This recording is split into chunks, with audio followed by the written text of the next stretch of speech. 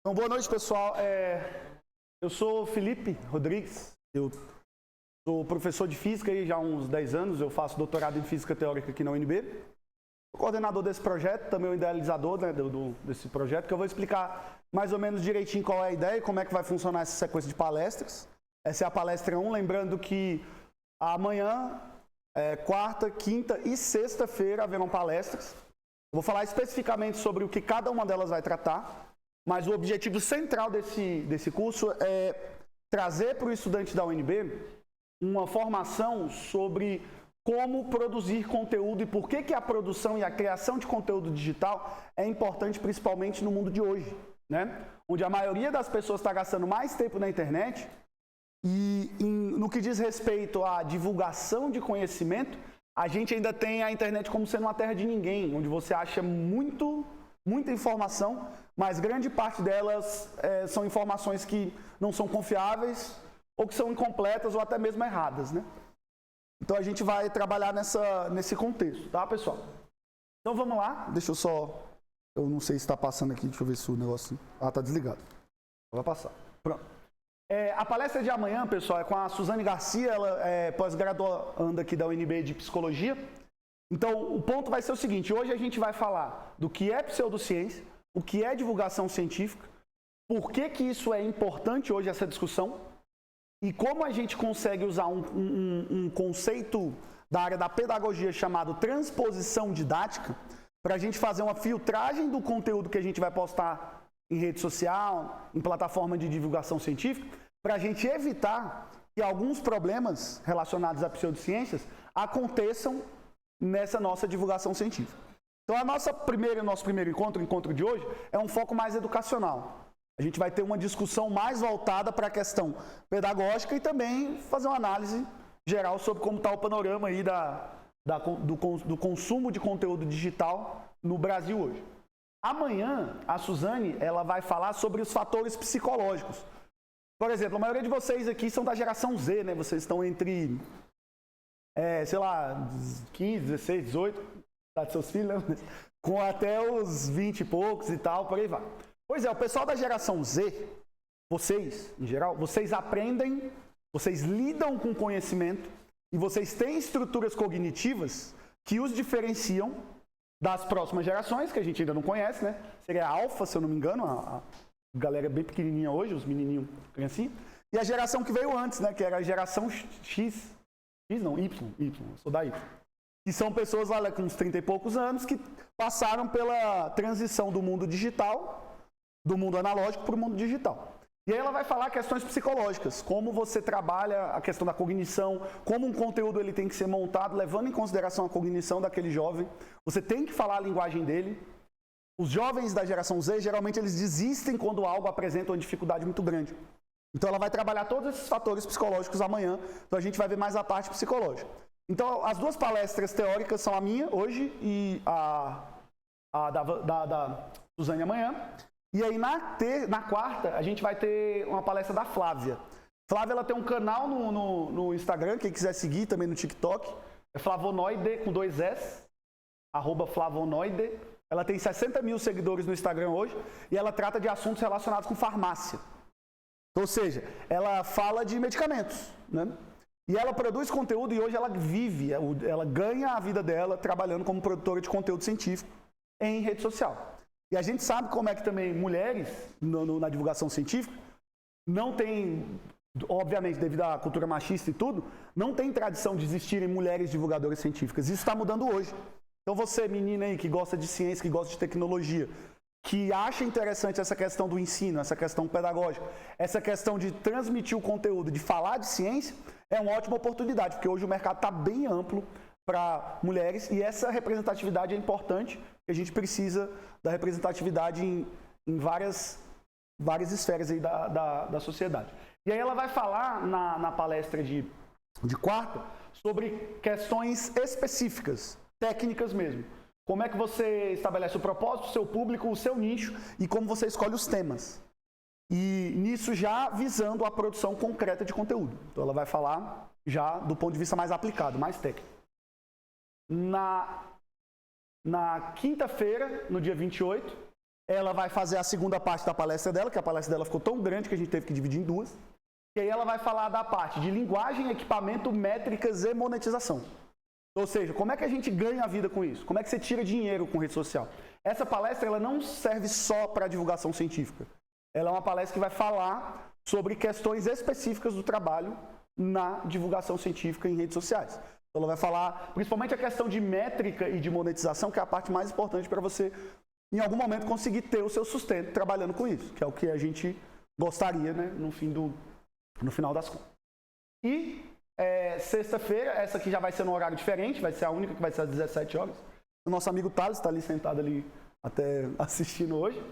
Ele é ex-aluno aqui da física da UNB e hoje ele tem um curso online no YouTube. E no YouTube não, no Instagram, né? Você tem a sua plataforma, você criou. E a sua plataforma também é o curso. E já tem 10 mil seguidores, né? 10 mil. Quase 10 mil. Então, ou seja, aí ele vai falar da parte de criação de curso online, que é outra faceta, né? Porque uma coisa é o vídeo de divulgação. O vídeo de divulgação ele é curto, geralmente é um vídeo único, autocontido. Já a produção de curso não, você tem que pensar toda a questão, desde o material até mesmo a estrutura e como você vai mostrar aquilo. Então, envolve muito mais do que apenas planejar um pequeno vídeo. Então, ele vai falar um pouco mais sobre isso. Sexta-feira a gente vai discutir isso aí, tá? Então, o sumário aqui da minha apresentação, eu ia fazer poucos slides, mas eu sou uma pessoa muito prolixa. E aí eu coloquei muitos. Vai dar certo, eu vou passando rápido. A gente tem até o vídeo também, a participação especial de uma doutora em física que está lá na China. Ela também tem um canal de divulgação científica, a Larissa. Foi a sua primeira orientanda, né, Vanessa? Ela me contou. Não, ela não me contou, né? Ela contou no vídeo, todo mundo vai ver essa história. A gente vai assistir, mas ela é cria aqui da UNB, ela também trabalha com divulgação científica. Então a gente vai ver a problemática, o que é pseudociência e por que a gente tem que combater, principalmente a gente que é do meio acadêmico. Como funciona a divulgação científica, como funciona a transposição didática, é um conceito simples da pedagogia, mas no universo da divulgação científica, quando ela é mal feita, gente, ela gera muitos prejuízos. Assim, vai discutir um pouco sobre isso. E a filtragem e a escolha de conteúdo, a gente vai ver um exemplo. Eu vou pegar um exemplo que aconteceu recente, uma notícia falsa, errada mesmo, que foi divulgada em basicamente todos os veículos de imprensa, todos. E a notícia claramente é falsa. Se você tivesse feito uma lida rápida do artigo, você teria visto. Mas a questão é, quem consome o conteúdo, ele não vai ler o artigo, ele não vai atrás. Então, muitas vezes, quando você não faz uma filtragem, uma escolha de conteúdo adequada, você vai falar de coisas que você até mesmo não tem capacidade técnica de estar falando ali, muitas vezes você comete imprecisões. Então, a gente tem que ter esse cuidado aí. Então, vamos lá. Introdução e justificativa. Coisas básicas aqui, a gente vai ver um bocado de gráfico aqui, a gente vai discutir um bocado de coisa, um bocado de detalhes importantes, assim, estatísticos. Mas o ponto é, as pessoas passam cada vez mais tempo na internet. Pergunta. Vocês têm o costume de... Quem que tem o costume de olhar no celular? Quantas horas vocês passam em rede social ou no celular por dia? Alguém que tem o costume de olhar? Quem tem o costume de olhar? Já viu algo em torno de 4 a 8 horas? Tiveram dias e semanas que vocês usaram? Agora, a gente mais velho, o pessoal mais velho, fica em choque, né? Mas a tendência é aumentar, tá? As pessoas estão passando cada vez mais tempo, a gente vai ver no próximo slide. A média de horas que o brasileiro, passa hoje na internet é 10,1 horas na internet. 10,1 horas na internet o brasileiro médio passa todo santo dia vendo e consumindo conteúdo. 10 horas. Ou no smartphone, ou na televisão, ou na Smart TV e por aí vai. Tá? E a tendência é que esses números fiquem cada vez maiores, porque você vai ver o gráfico é de subida, né? E a maioria das fontes de informação que são consumidas pelo brasileiro hoje são de plataformas online, tá? G1, R7, sei lá, o pessoal vai acessar Valor Econômico, algum site consumir ali a informação que está lá, tá? Aqui é um dado do G1, né? Basicamente, 81% dos brasileiros eles tinham acesso à internet diariamente, conseguiam acessar, que responderam essa pesquisa. E aí a maioria deles, 99% das pessoas acessavam pelo celular. O acesso deles se dava também pelo celular, né? E aí a gente tinha computador, Smart TV e aqui a estatística. E o número de usuários hoje na internet no mundo, a gente está chegando em 5 bilhões de pessoas no mundo que usam a internet pelo menos uma vez por semana. Então, ou seja, a população no mundo hoje é em torno de 8, né? Está chegando perto de 8. A gente tem 5 bilhões aí praticamente consumindo conteúdo online, entrando na internet sempre. Então, a tendência, gente, hoje, o presente e o futuro é que vocês vão trabalhar com alguma coisa relacionada com mídia digital, de alguma forma. Ou indiretamente, ou diretamente, mas isso vai ter que entrar na mente de vocês hoje, que vocês vão ter que, de alguma forma, lidar com isso. Com o fato do mundo estar cada vez mais conectado e as pessoas estarem cada vez mais usando a internet. A gente precisa se atualizar. Beleza? Uma coisa interessante. As mídias sociais hoje, elas abarcam grande parte do conteúdo consumido. Essa aqui foi uma pesquisa que foi feita pelo Senado Federal, está lá no portal lá do Senado, onde basicamente o que ele verificou? Que as principais fontes de informação para jovens entre 14 e 28 anos, acho que a maioria de vocês que estão aqui. Aí tinha lá 58% televisão, quase ninguém lê jornal, aí jornais online, ou seja, plataforma de divulgação online, podcast, o jovem ouve pouco podcast, né? Geralmente pessoas mais velhas que escutam bastante podcast, que lembra muito rádio. O pessoal mais velho ouvia bastante rádio, né? Aí tem Facebook, Facebook eu acho que esse dado aqui está errado, porque jovem não usa Facebook mais, né? Parece que Facebook saiu de moda. Meus alunos lá da escola viviam rindo da minha cara, porque eu falava que tinha, até um dia que eu deixei de ter, que eu apaguei, né? Porque o Facebook saiu de moda. Os jovens hoje usam Twitter e Instagram, né? Vocês que são jovens aí. TikTok também, a gente vai ver daqui a pouco. TikTok, por aí vai. Twitter, tá, WhatsApp, muita gente e tal. E aí, gente, olha que interessante. Com que frequência você utiliza o YouTube como fonte de informação? Os jovens, eles usam o YouTube como fonte de informação muito mais do que as pessoas mais velhas. Aqui embaixo, pessoas mais velhas, idade mais ou menos, aí quase velho, quase jovem e jovem, né? Ali, são os estratos da sociedade aqui, tá, gente? Perceba que a maioria das pessoas mais velhas, elas usam menos do que os jovens o YouTube como fonte de informação. Sim, uma evidência anedótica, no caso, meu exemplo, eu só assisto vídeo do YouTube, é a única coisa que eu consumo, de conteúdo de todo tipo, desde entretenimento até aprender ou questão de notícia. Então, assim, o perfil está mudando, né? Antigamente, a mídia tradicional tinha muito poder sobre até mesmo política, estrutura social no Brasil, porque eles monopolizavam o poder da informação. Hoje, eles perderam esse poder. Então, hoje, o poder está difundido na internet e nas mídias digitais. Com que frequência você utiliza os seguintes meios como fonte de informação? WhatsApp, 79%. Aqui é entre os jovens, tá? Aí você pensa. Preocupante, né? Televisão 50, YouTube 50 e vai descendo, né? Aí você pensa, os jovens usam muito o WhatsApp para pegar informação. Pega dos outros, pega do grupo ali, alguma notícia. Com que frequência você utiliza a televisão como fonte de informação? Olha aqui os jovens, 40%. As pessoas mais idosas, 67%. A gente teve essa inversão. Tá? Os idosos e as pessoas mais velhas usam mais a televisão como fonte de informação do que os jovens. E com que frequência você usa o Instagram como fonte de informação? Os jovens também aqui na casa dos 41% e os idosos, a maioria deles, assim, as pessoas mais velhas, acho que nem tem, né? Muita gente não tem. Então perceba que como a tendência é que cada vez mais o consumo de informação, ou seja, o contato que a pessoa vai ter com a informação científica, vai ser dado através de uma plataforma digital. Isso vai acontecer cada vez mais. E aí, neste contexto, se a gente tem mais conteúdo, o que acontece com a qualidade? Você já identificou alguma notícia falsa nas redes sociais? Mesma pergunta, da mesma pesquisa lá, Senado. 83% sim. Tá? E o legal é que as pessoas têm ciência, né? Geralmente ela vê a informação e depois descobre que é falsa. E aí passa pela frustração de, poxa, eu passei isso para alguém, eu mandei aquela corrente do WhatsApp para minha família e ela é falsa. Né? E aí o ponto é, notícias falsas ou imprecisas, enviesadas, elas representam uma proporção cada vez maior do conteúdo disponível nas redes. E tá ficando pior, tá, gente? Tá? Aí, aqui, pelo perfil do entrevistado, a gente tem aqui, entre os jovens, né? Você já identificou alguma notícia falsa nas redes sociais? Aí a gente vê, olha que coisa interessante. E isso aqui é uma coisa de geracional, tá, gente? A discussão maior sobre isso vai acontecer amanhã. Mas hoje a gente já tem algumas pistas, né? As pessoas mais velhas, elas têm menos noção e um pensamento menos crítico, né? Vamos dizer assim, uma análise menos crítica e de desconstruir aquele conteúdo do que o jovem. O jovem, ele é capaz de perceber isso. Só que os idosos não. As pessoas mais velhas têm mais dificuldade. Apesar de ser uma pequena diferença, mas você vê o seguinte, ó. Se você já identificou alguma notícia falsa nas redes, e a maioria das pessoas que tem instrução baixa, elas também não são capazes de identificar a notícia falsa. Porque a notícia falsa está nas redes, na mesma rede que a pessoa que tem escolaridade baixa acessa, é a rede do rico, tem escolaridade alta. A mesma rede que o idoso acessa é a rede que o jovem acessa. Por que a percepção do jovem é que existe muita notícia falsa? De fato, a maioria deles entra em contato.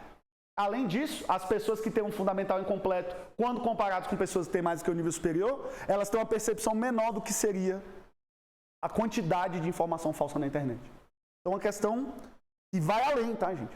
A sua percepção de que uma notícia é falsa depende muito da sua capacidade cognitiva de criticar aquele conteúdo, de conceber o que está sendo dito ali e pensar de maneira a desconstruir aquela informação que você está recebendo. A gente vai ver, tem até um fenômeno, um efeito psicológico chamado amnésia de Gell-Mann. A gente vai falar daqui a pouco. E ele basicamente explica por que as pessoas agem dessa forma, né? Você já identificou alguma notícia falsa nas redes sociais? E aí a gente tem aqui, ó, mais de 90% das pessoas. Tá? Então, beleza. E até mesmo no que diz respeito a conteúdo científico de mídias online respeitadas, vamos botar uma aspa bem grande, a quantidade de material falso e impreciso é muito grande. Alguém ouviu falar dessa notícia aqui, ó? Evolução tecnológica por supercondutores está no horizonte? Está chegando? Alguém ouviu falar dessa notícia aqui, gente? Saiu um artigo científico falando o seguinte: descobriram semicondutores ou supercondutores à temperatura ambiente. A física já está lutando com isso há anos. Aí chegam uns caras, mandaram um artigo, aí todo mundo, meu Deus, revolução tecnológica e tal. Só que ninguém da mídia especializada tinha levado a sério. E aí, por que a mídia especializada não levou a sério? E por que a mídia tradicional levou e divulgou essa informação? Justamente pela qualidade de quem analisa a informação antes de divulgar o conteúdo. Quem analisou na mídia tradicional não tinha condições de entender que aquele artigo era falso. No dia seguinte dessa descoberta, tinham pesquisadores cientistas fazendo lives na Twitch, no laboratório deles, provando que aquele material não existia e não funcionava. Então, pra você ver, né, como é que é. E a mídia divulgou como se nada tivesse acontecido. Divulgou para todo mundo. Bizarro, né? Outra coisa, esse aqui a gente vai discutir no final da palestra, tá? Alguém ouviu essa notícia? O Yin Yang quântico mostra 2 fótons sendo emaranhados em tempo real. Gente, isso aqui saiu numa plataforma tipo BBC News, uma plataforma tipo grande. Isso aqui, gente, não é do site lá não, é aleatório lá que vem as notícias das celebridades, não, gente. Isso aqui é de mídia de divulgação online grande. Um desses é da BBC, eu não lembro se é... Aqui é o BBC, tá aqui, ó. Esse aqui, quem pode falar melhor é a Flávia, que vai fazer a palestra quarta. Mas esse aqui também é uma informação falsa, né? Por outros motivos. Essa do Yin Yang aqui a gente vai analisar com mais detalhes. Quando vocês verem, vocês vão falar, não é possível que a galera divulgou essa informação. E é uma divulgação científica falsa que a gente tem na internet e acontece o tempo todo. E essa outra aqui é um pouco mais complexa, né? O alerta da OMS sobre riscos de adoçante artificial à saúde. Alguém falou dessa notícia alguém ouviu falar dessa notícia que falou que adoçante causava infarto, câncer, queda do olho, tudo quanto é coisa trágica que você imaginasse, porque eles analisaram, a OMS analisou incorretamente um artigo de análise de meta-análise, né, que você analisa 300 artigos. E aí, nessa análise, eles analisaram uma da parte dos dados de maneira incorreta, que gerou essa impressão de que adoçante causava esse tanto de problema quando não causa. Tá? Então, e essa notícia ela foi vinculada em todo o mundo e gerou um prejuízo gigantesco para a empresa de adoçante. Porque a gente sabe, como a gente viu no slide anterior, pessoas mais velhas veem uma notícia dessa e já assumem automaticamente que ela é verdadeira. E aí a pessoa mais velha geralmente é quem consome adoçante, né? Porque problema de saúde, diabetes, e aí por aí vai, tá? Beleza. Agora, gente, a gente vai para uma parte pior ainda. A gente só estava falando de coisa imprecisa, um errinho ou outro ali. Além do conteúdo falso e impreciso, temos também um aumento considerável de informações promovendo pseudociências. Daqui a pouco a gente vai falar o que é. O que é uma pseudociência. Mas quem já ouviu falar disso aqui? Aromaterapia.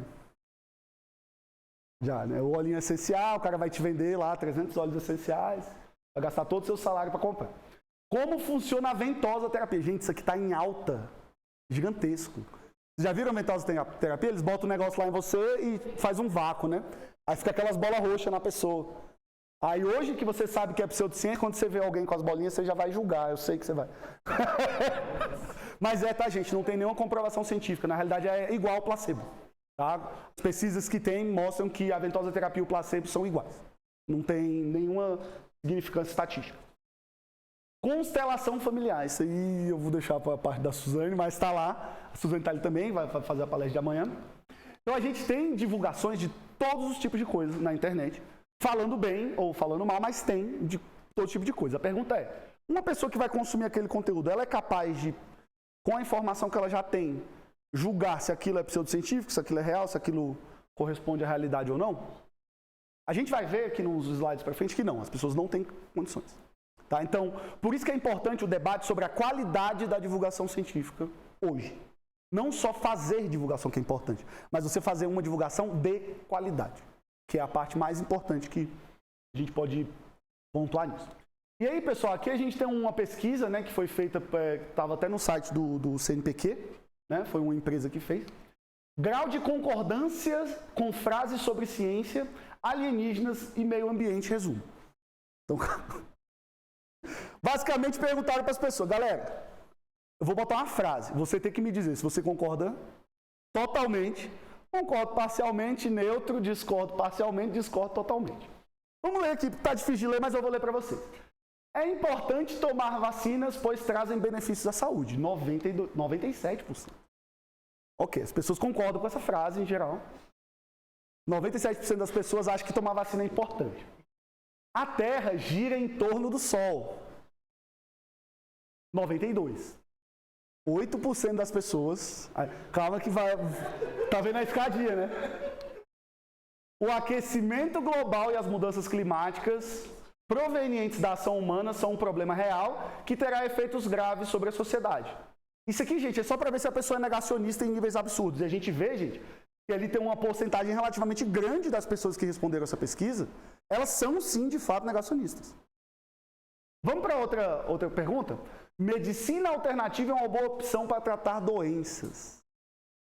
Homeopatia, ventosa terapia, por aí vai. 83% das pessoas concordam com essa frase. Calma que fica pior. Alimentos transgênicos, ou seja, alimentos geneticamente modificados, fazem mal à saúde. 73% das pessoas acreditam. E a maioria dos alimentos que elas comem são, né? Não sabem disso. Mas o Brasil é produtor recordista de alimento transgênico. E a pessoa está comendo, está consumindo e não faz ideia de que está. Acho que aqui, esse fato aqui é até uma questão linguística mesmo. A pessoa deve confundir gordura trans com transgênico, aí pensa que tudo é ruim. Deve ter alguma coisa assim, mas a gente pode até tentar dar uma explicação. Aí começa a ficar tenso o negócio. A energia espiritual pode ter o poder da cura. 66% das pessoas concordaram de alguma forma com essa frase. O ser humano e o chimpanzé vêm de uma espécie de origem comum. Metade das pessoas... Gente, os governos escondem informações sobre alienígenas. 38% das pessoas que responderam essa pesquisa concordam com essa informação, cara. Gente, isso é muito preocupante. Isso é muito preocupante. E a última aqui, alienígenas visitaram antigas civilizações da Terra. É literalmente o History Channel ali, o alienígenas do passado. Quem já viu aquilo ali, 31% das pessoas acreditam nisso.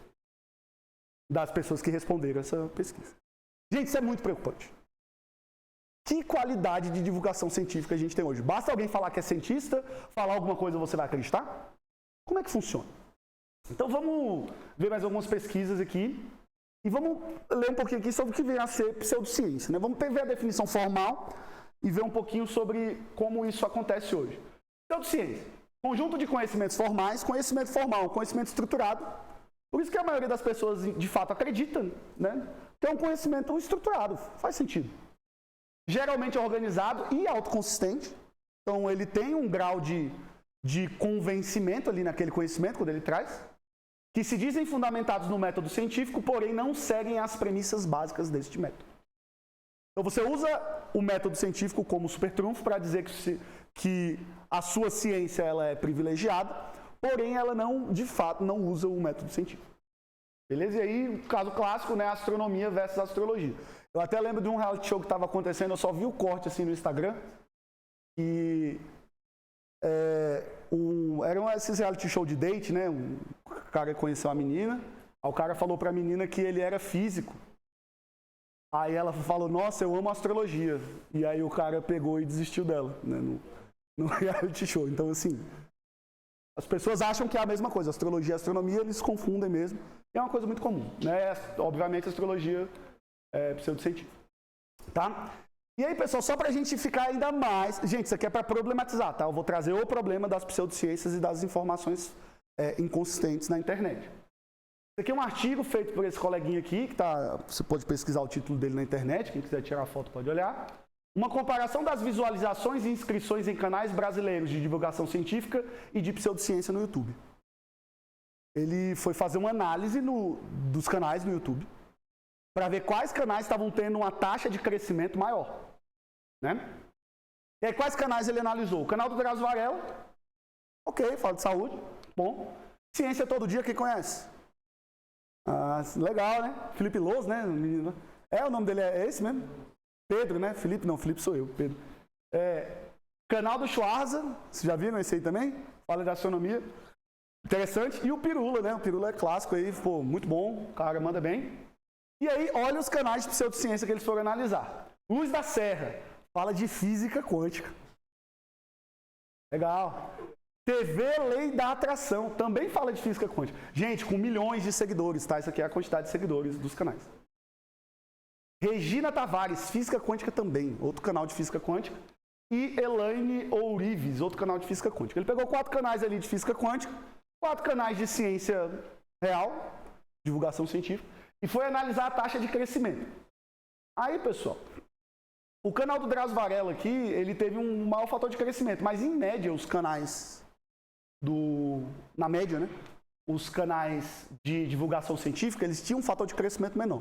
Eu vou ler na íntegra aqui o que estava escrito no artigo, tá? Ao considerarmos o crescimento proporcional em relação ao número de visualizações, quanto que cada canal cresceu relativamente ao seu próprio tamanho, vemos que, na média, os canais de divulgação científica apresentam um fator de crescimento de 3,2, enquanto os canais de pseudociência apresentam um fator de crescimento de 5,5. Então, não só existe pseudociência, como elas são mais buscadas, acessadas e difundidas entre as pessoas. Além disso, o grupo de 4 canais de divulgação científica apresentou um fator de crescimento, em média, né, do grupo de inscritos de 3,2, enquanto o de pseudociência de 7,5. Ou seja, mais pessoas se inscrevem e mais pessoas consomem conteúdo pseudocientífico comparado com conteúdo científico nessa pequena amostra. Não estou dizendo que é geral, mas a gente pode ver uma tendência em alguns artigos e experimentos que o pessoal está fazendo para verificar se, de fato, o problema da pseudociência está aumentando ou diminuindo. E a gente vê que está aumentando. Tá? E um dos fatores, agora a gente vai começar, beleza, discutimos a problemática, vimos ali que existe realmente um problema real, as informações falsas elas não só estão se difundindo de maneira rápida, alcançando públicos muito maiores do que o da divulgação científica correta. E por que será que quando a pessoa vai consumir, mesmo que ela descubra que aquele canal ele traz uma pseudociência, ele traz alguma informação inconsistente, por que a pessoa continua consumindo aquele conteúdo? E aí tem um fenômeno psicológico chamado amnésia de Gell-Mann. Ele explica parte do porquê as pessoas elas não têm o pensamento crítico em criticar aquelas fontes de conhecimento que, em geral, elas estão acostumadas a obter o conhecimento. Aqui dá pra gente ter uma ideia aqui nesse diagrama, né? Um resumo do que é a amnésia de Gell-Mann. O seu canal favorito, sua fonte favorita de informação. Não importa a área, tá, gente? Aí ele faz um artigo lá sobre um tema que você é especialista. Quando você vê um artigo sobre um tema que você é especialista, você olha assim e fala, nossa, esse cara não sabe do que ele está falando. Essa plataforma é muito ruim. Mas todo outro dia que a plataforma estava falando de culinária, de dança, de economia, de arte, de cultura, você estava achando maravilhoso aquela plataforma, aquela fonte de informação. Estava achando o jornal massa, estava achando ele preciso, dando informações boas. Mas quando ele falou da sua área de especialização, ele falou merda. Por que você não para pensar assim? Se ele falou merda da minha área, ele provavelmente está falando besteira da área dos outros também. E eu estou aceitando isso de maneira aberta, como se fosse a coisa mais tranquila, mais normal do mundo. Gente, esse fenômeno ele faz com que as pessoas elas não pensem criticamente contra aqueles meios e aquelas plataformas de informação que ela já está habituada a obter aquele conhecimento. E aí vamos supor que a plataforma agora ela receba R$10.000 para divulgar ventosa terapia. Ela vai mandar um artigo lá patrocinado, e ele ganhou dinheiro para isso, para fazer propaganda de uma pseudociência, e vai publicar para as pessoas. Naquele momento a pessoa vai estar com a amnésia de Gell-Mann, ela não vai lembrar do dia que o site ou a plataforma falou uma informação falsa, e ele vai consumir aquilo ali como se aquilo fosse uma informação verídica. Isso acontece. Isso é um problema que acontece muito em quem consome conteúdo online hoje. Pessoas em geral, quando consomem, elas esquecem do momento que aquela plataforma, que aquela fonte de informação errou e tendem a supervalorizar os momentos que ela acertou. Né? Ou seja, em geral, a pessoa esquece disso. Tá? A credibilidade da plataforma quase nunca é afetada quando ela passa uma informação falsa para você, porque você sofre essa amnésia. O público apresenta um criticismo direcionado. É aquele criticismo que você só vai criticar coisas específicas que você discorda, não acredita, mas quando o divulgador científico está passando uma informação falsa, você não critica. Né? O formato da exposição por parte do divulgador, ele reafirma a credibilidade. E muitas vezes aquele divulgador está passando uma informação falsa e você acredita porque ele está reafirmando a credibilidade dele. A gente tem 100 anos aqui de experiência com jornalismo, a gente sabe do que a gente está falando. Não, você não sabe do que você está falando. Então esse criticismo, ele é deixado de lado por algumas pessoas que aí isso gera o quê? Um aumento do alcance das pseudociências. E existe também uma amnésia de Gell-Mann reversa, tá, gente? Que a gente também tem que tomar cuidado. Eu só coloquei aqui só para comentar. O que seria a amnésia de Gell-Mann reversa? Você tem um criticismo exacerbado. Nenhuma informação é verdadeira se não te provar. Eu quero ver, cadê a prova? Cadê? Eu preciso do artigo, eu preciso da... Os dois limites, eles são problemáticos, né? Porque você pode ter um ceticismo exacerbado sobre qualquer tema que você quer discordar. Só que o ponto-chave é o seguinte, achar ali o meio do caminho hoje, a maioria das empresas, das grandes empresas de mídia, elas não trabalham no ponto de equilíbrio, né? De maneira a dar um conteúdo relativamente bom de qualidade, e aí a pessoa que está lendo, está consumindo aquele conteúdo, ela geralmente tende a apresentar um dos dois extremos, ou ela está na amnésia ou ela está na amnésia reversa, ela está rejeitando tudo ou ela está aceitando tudo. Não existe ali um meio do caminho, porque a própria mídia ela não trabalha nesse meio do caminho. Beleza? Outra informação interessante, isso aqui é um apanhado, né, de artigos e de pesquisas estatísticas que foram feitas com jovens brasileiros sobre como eles encaram a ciência e a tecnologia e consomem conteúdo científico e tecnológico. Tá? O que os jovens brasileiros pensam da ciência e da tecnologia? Isso aqui está no site do CNPq também. No CNPq ou não sei. Um desses sites do governo de ciência e tecnologia, eu não lembro exatamente, está aqui. É CPCT, do INCT. Está aqui, né? Comunicação Pública da Ciência e Tecnologia. Está ali o nome do lugar. E aí algumas conclusões que esse relatório chegou. Vou passar para vocês para a gente ver a partir da ótica aí de como os jovens eles estão encarando a ciência no Brasil hoje. Né? No país do futebol, o interesse declarado pelos jovens em ciência e tecnologia é maior do que nos esportes e comparável ao interesse por religião. Primeira coisa interessante. Então, por que divulgação científica é um bom caminho para a gente vencer essas pseudociências e todas essas informações falsas? Lembrando, divulgação científica de qualidade. Porque o jovem, esse jovem vai envelhecer, né? A sociedade vai seguir a tendência que esse jovem e os jovens que vêm em sequência, eles mantêm esse trend de acreditar e achar a ciência importante. Eles acreditam na ciência e eles acham que ela é importante, eles têm bastante interesse. Então, isso é uma coisa boa. O interesse dos jovens é grande em ciência e tecnologia. Os principais meios pelos quais os jovens acessam essas informações: Google, YouTube, WhatsApp, Facebook. Gente, isso aqui vai mudar, tá? Essa pesquisa é de 2021, se eu não me engano. ChatGPT vai ser o primeiro lugar, tá? Gente, quem ainda não usa inteligência artificial, eu tô dando conselho de brother, de amigo. Comece a usar, tá, gente? Não tem como. É o presente e vai ser o futuro. A tendência é que o funil fique cada vez menor para pessoas com baixa produtividade.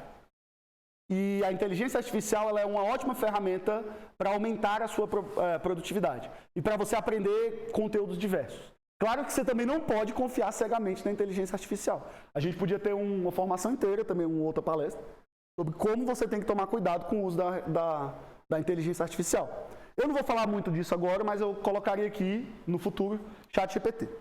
E quem hoje puder usar, use, tá, gente? Ajuda muito. É complicado até para você, né, Vanessa, professora da UNB. Eu uso o ChatGPT. E os alunos, passou o dever de casa, passou o trabalho, né? Vamos lá, galera, faz o trabalho aí. Quem fez é o chat, né? A gente sabe.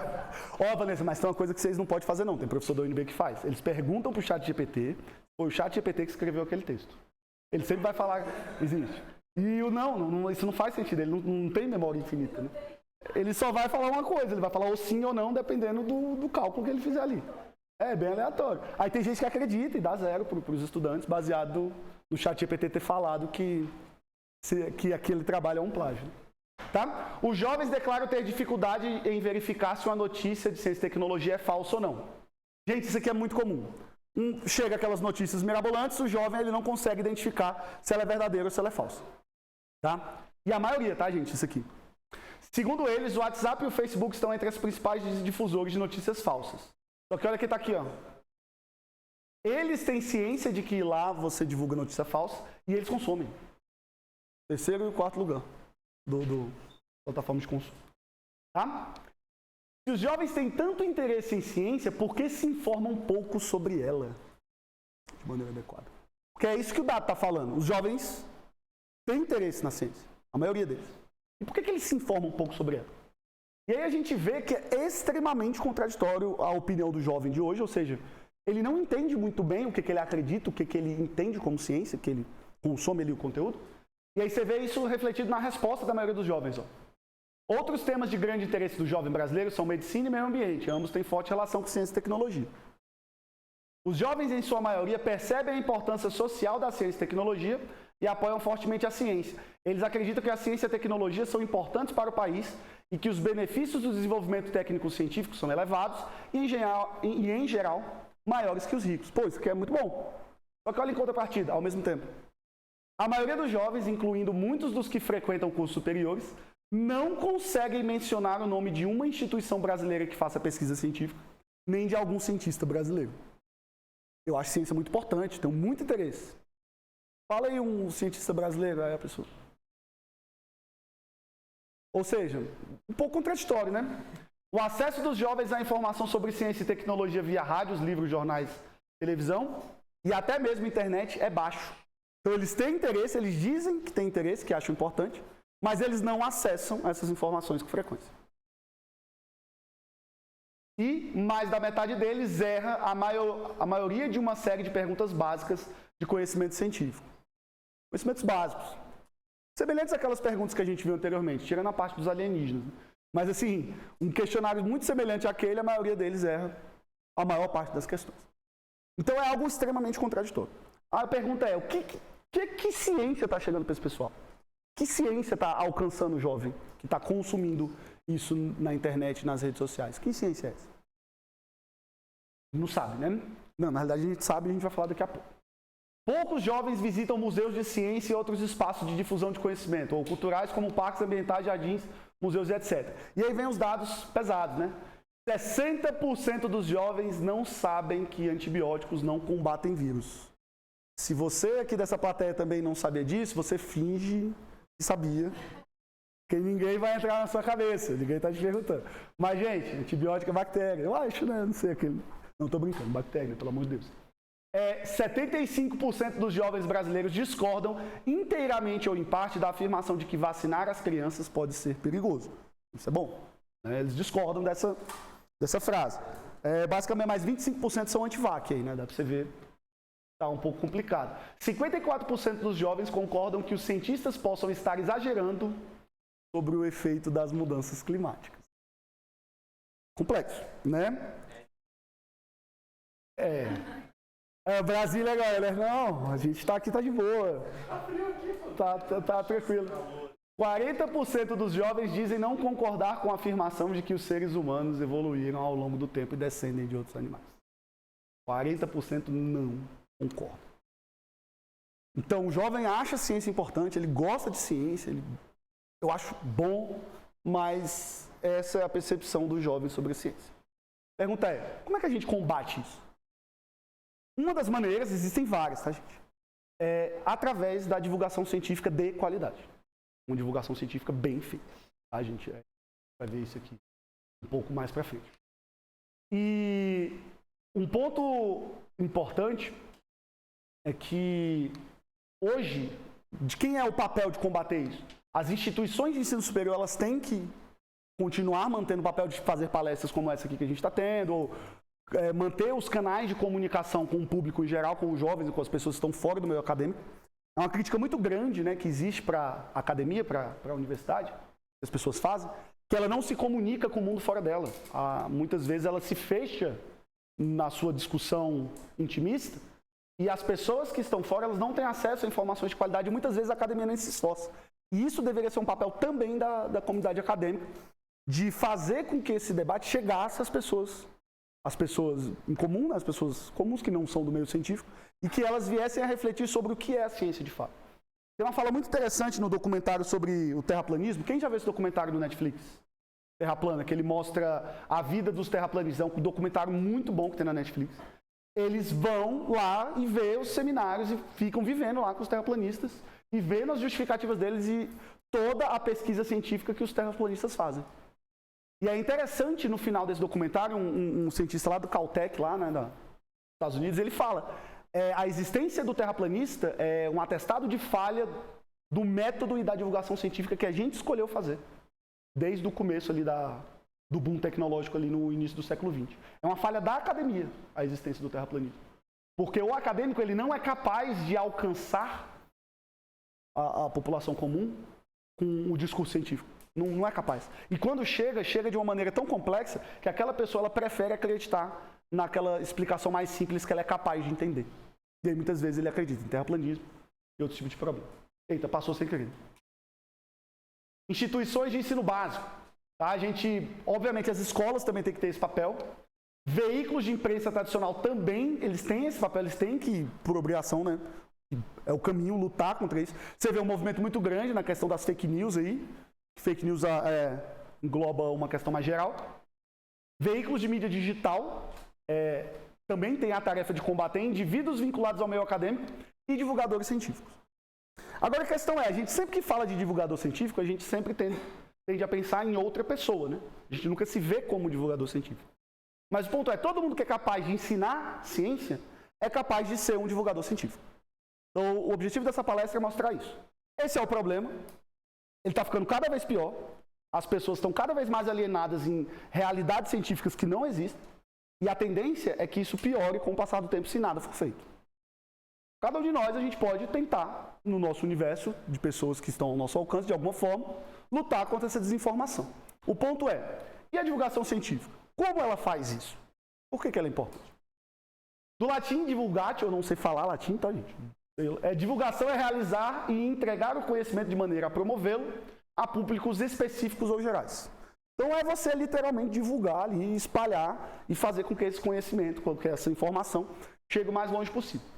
E aqui a gente tem fotos de algumas pessoas que foram divulgadores científicos, não sei se vocês conhecem esses dois aqui. Carl Sagan todo mundo conhece, né? Mas e a esposa do Carl Sagan, alguém conhece? Pois quase ninguém conhece. Por quê? Porque existe o machismo também na ciência e na área de divulgação científica, porque ela também era muito importante. Ela é um ícone na divulgação científica lá nos Estados Unidos, ela trabalhou muito tempo com ele e também na BBC organizando programas o BBC não, era a BBC que ele fazia. Eu não lembro exatamente, na emissora que ele trabalhava, organizando projetos de divulgação científica. Ela trabalhou muito com divulgação, assim, um ícone gigantesco na divulgação científica. Tá? Outro exemplo de divulgador científico que aconteceu no passado, que existia isso lá antes de ter televisão, antes de ter mídias digitais. Michael Faraday. Alguém sabe como Michael Faraday divulgava ciência, gente? Alguém lembra da história do coleguinha? Faraday foi um físico, né? Ele estava relacionado ali com a descoberta da teoria eletromagnética. Só que ele não tinha uma formação adequada na área de cálculo, ele não era um acadêmico, ele não era bom de conta, ele era uma pessoa versada em experimentar. Mas ele era uma pessoa muito criativa, ele era muito bom nos experimentos e ele fazia muitas descobertas na época. E aí ele ia lá no auditório da Sociedade Real, mensalmente, fazer demonstrações de eletromagnetismo para as crianças. Para incentivar que as crianças elas se interessassem pela ciência. Aí ele fazia a gaiola lá de Faraday, lá, né? Ele fazia os experimentos com aquelas bolinhas lá soltando raio, botar a mão, o cabelo arrepia. E gerou uma geração, né? Ele criou ali uma geração de entusiastas por ciência que fizeram ali a Inglaterra se tornar um ícone na física teórica, até hoje é. E isso se deve muito ao trabalho de divulgadores científicos como Michael Faraday. Quem já ouviu falar desse cara aqui? Isaac Asimov, escritor. Ele tem...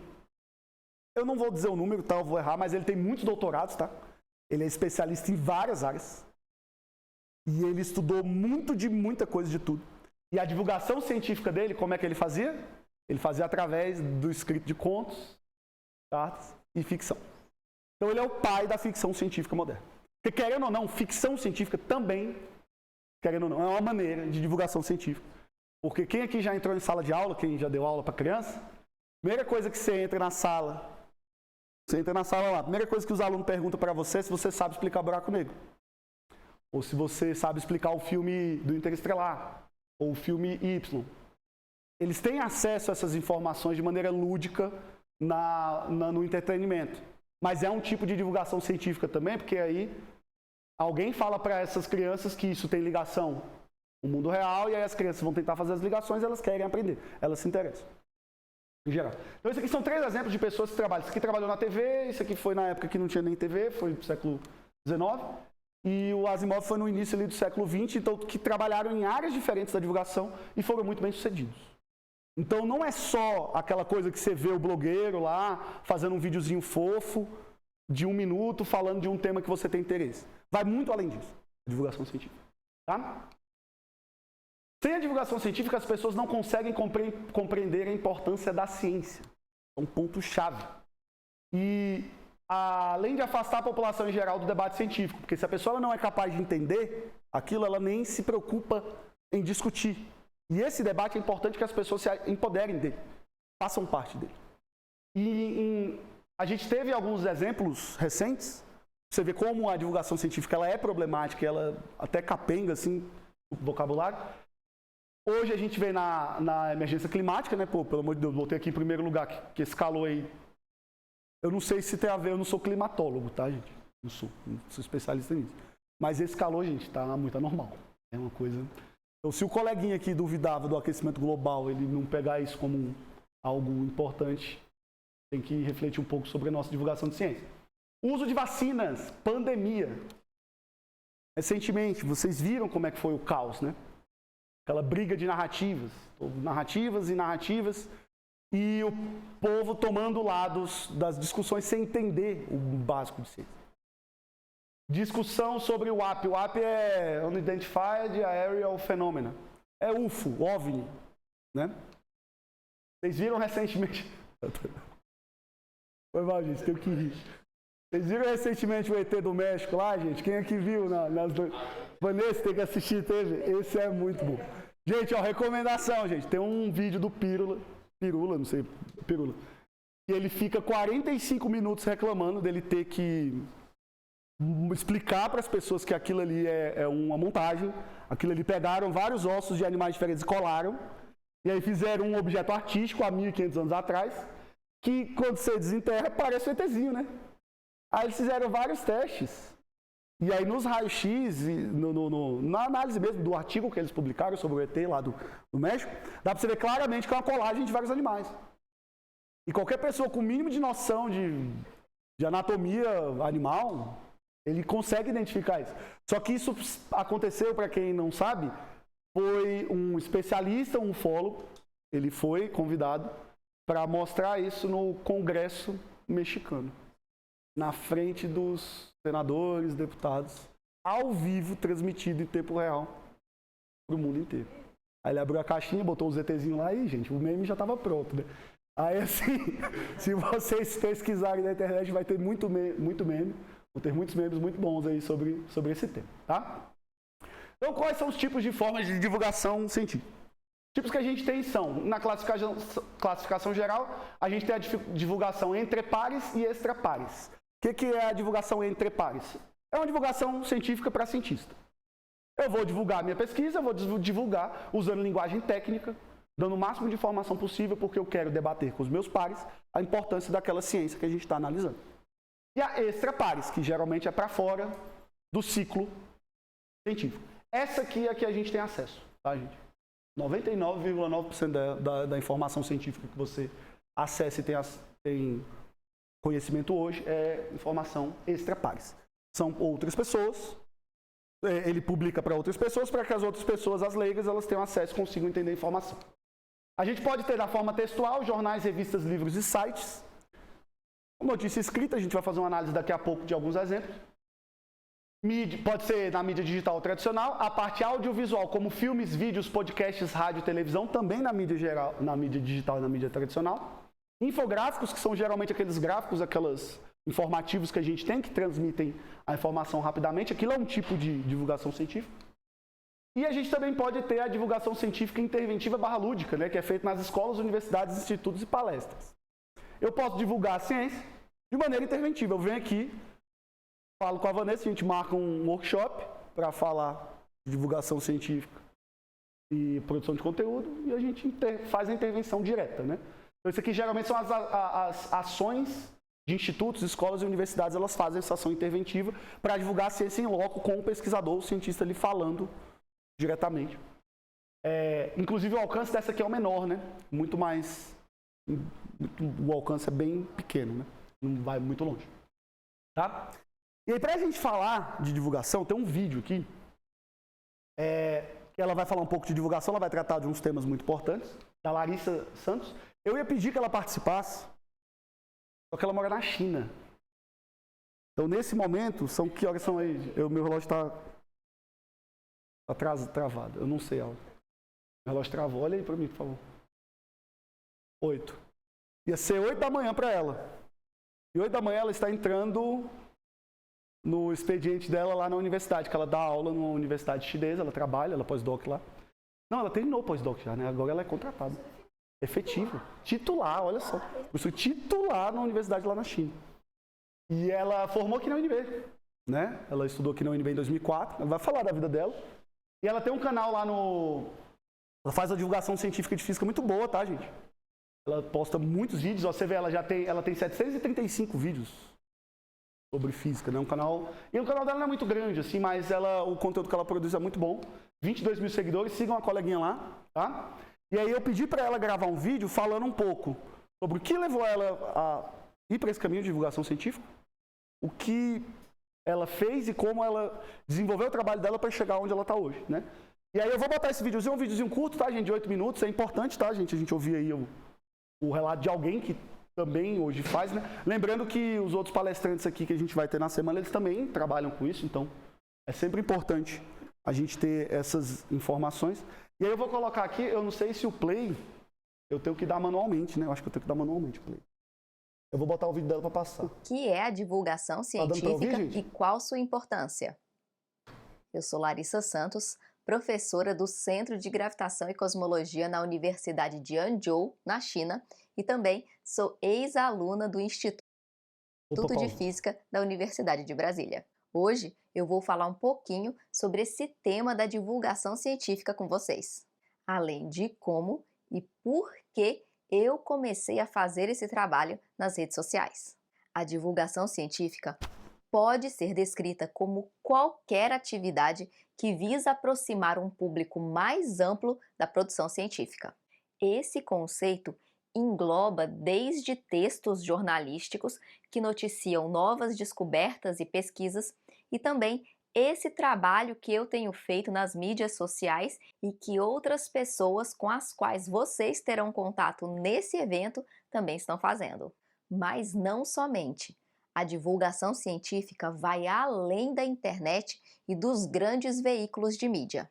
Ela também engloba projetos offline, como os vários projetos de extensão universitária espalhados pelo Brasil, dos quais posso citar o Eureka Meninas na Física e também o Meninas Velozes, ambos aí da UNB.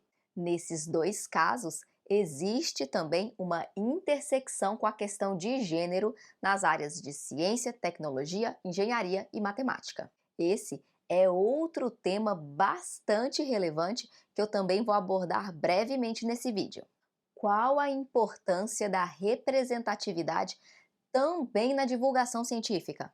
Em resumo, o objetivo da divulgação científica é tornar o conhecimento científico acessível para a sociedade, além de motivar vocês a seguir na carreira científica. E também, no meu caso, estimular o ingresso e permanência de meninas na física. De acordo com esse artigo, publicado em 2014, de forma geral, existem poucos estudantes dispostos a seguir a carreira científica. Os dados dos autores revelaram, considerando as diversas regiões do país, que existe uma maior rejeição à proposta de ser cientista do que sua aceitação. Mas como podemos estimular os jovens a seguir na carreira científica?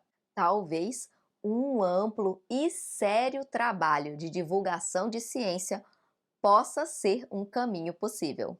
As minhas inspirações para seguir a carreira científica foram justamente as revistas de divulgação científica e também os cientistas que faziam esse papel, como o Carl Sagan, Stephen Hawking e, no Brasil, o Marcelo Gleiser. E vale dizer que eu não venho de uma família de cientistas. Depois de ler muitos livros de divulgação de ciência e assistir inúmeros filmes de ficção científica, eu iniciei a minha jornada acadêmica aí na UNB, no bacharelado em Física. A minha pesquisa também começou nesse período com a professora Vanessa, que eu tenho certeza que vocês conhecem. Eu fui sua primeira aluna de iniciação científica em meados de 2004. Antes disso, eu já participava também do projeto de extensão universitária com o professor José Leonardo em ensino de astronomia. Como vocês podem ter notado, estudar o universo sempre foi a área que mais me fascinou na física. Fiz então meu mestrado exatamente nessa área no Instituto Nacional de Pesquisas Espaciais, o INPE, lá em São José dos Campos. Já o meu doutorado eu fiz na Itália, na Universidade de Roma, Tor Vergata. Durante todo esse percurso, eu acho que eu nem preciso dizer que as mulheres foram sempre a minoria, tanto entre os estudantes quanto principalmente entre os docentes em todas as universidades pelas quais passei, incluindo no exterior. Existem, claro, vários fatores que nos trouxeram a essa realidade desigual. Dentre eles, posso citar a invisibilidade de tantas mulheres na história da ciência, reforçando os estereótipos sociais, nos quais homens e mulheres têm aptidões diferentes para certas carreiras. E como já sabemos, representatividade importa. E mais uma vez, a divulgação científica tem o seu papel. O problema é que a desigualdade de gênero também se manifesta aí, principalmente na física e na astronomia. Quantas mulheres divulgadoras científicas de destaque nessa área vocês conhecem? E é aí que nasce o meu interesse em falar de ciência para além dos muros da academia científica. Entre o meu primeiro pós-doutorado na Itália e o meu segundo na Universidade de Ciência e Tecnologia da China, eu escrevi o meu primeiro livro, chamado O Universo Escuro, que conta a história do desenvolvimento dos modelos cosmológicos e seus principais personagens. O ano era 2016 e eu já tinha sido picada pelo bichinho da divulgação científica. Mas o YouTube e o Instagram viriam bem mais tarde. O livro está disponível na Amazon para quem se interessar e o prefácio foi escrito pela professora Vanessa. O Universo Escuro foi finalista do Prêmio Jabuti em 2017 na categoria de Ciências da Natureza, concorrendo com ninguém menos que os professores Mário Novello e Marcelo Gleiser. O meu livro foi o único finalista nessa categoria com uma única autora mulher. Mais uma vez, senti a necessidade de falar para um público maior e talvez inspirar outras meninas, assim como eu fui inspirada na infância e adolescência por livros e filmes. Naquele mesmo artigo que eu citei, os autores observaram que a intenção das meninas em seguir carreira científica é muito pequena. Um resultado nada animador. Foi então em 2020, em plena pandemia e já professora da Universidade de Hangzhou, que eu comecei a divulgar física e astronomia nas redes sociais, YouTube e Instagram. Pode parecer clichê, mas eu tenho certeza que eu tenho aprendido muito mais do que ensinado. Aprendi a me comunicar melhor com esse público não especializado e também passar o conteúdo com uma linguagem mais simples, porém precisa.